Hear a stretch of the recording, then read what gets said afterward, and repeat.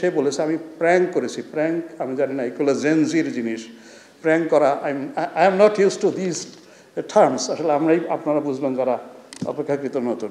বিভিন্ন জেলায় যে ছাত্র সমন্বয়কদের হত্যার হুমকি, এইটা কিন্তু আমরা প্রতিটা ঘটনা আপনারা যদি একটু দেখেন, প্রতিটা ঘটনা আমরা কিন্তু অ্যানালাইজ করেছি, প্রতিটা ঘটনার আমরা সুরাহা করেছি।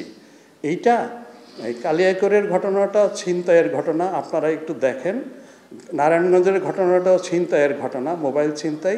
ছাত্র সমন্বয়করা আমরা ওনাদেরকে নারায়ণগঞ্জে নিয়ে গিয়েছি, ওনারা দেখেছেন, ভিকটিমের ফ্যামিলির সাথেও কথা বলেছেন এবং ওনারা সন্তুষ্ট। এখানে গোলাম রসুল আছেন বোধহয় এসবির, ওনারা কিন্তু দে আর স্যাটিসফাইড যে this is a case of pure robbery, এটা ওই টার্গেট কিলিং নয়।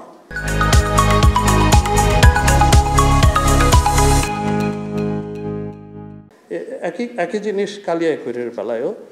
আর দুইটা হুমকি আছে, একটা হুমকি ময়মনসিংহের। আমি সেই স্কুল ছাত্রকে কিন্তু অ্যারেস্ট করেছিলাম, ক্লাস 10-এর একটা ছাত্র। আমরা আবার তার বাবা মাকে জিম্মায় দিয়েছি এই কারণে যে সে বলেছে আমি প্র্যাঙ্ক করেছি। প্র্যাঙ্ক আমি জানি না, এগুলো জেনজির জিনিস। প্র্যাঙ্ক করা, I am not use to this terms. আসলে আপনারা বুঝবেন যারা অপেক্ষাকৃত নতুন। আরেকজনকে হুমকি দিয়েছিল যে ব্র্যাকের শাবাব মেহের ছাত্র, ওনাকে হুমকি দিয়েছিল। ওই আমার মনে হয় that is a real thing. ওনাকে আমরা সিরাজগঞ্জ থেকে ডিবি, এই যে পুলিশ কমিশনার আছেন ওনার ডিবিও সিরাজগঞ্জ থেকে ওনাকে অ্যারেস্ট করে এনেছে, ওনার নাম জাহিদ হাসান।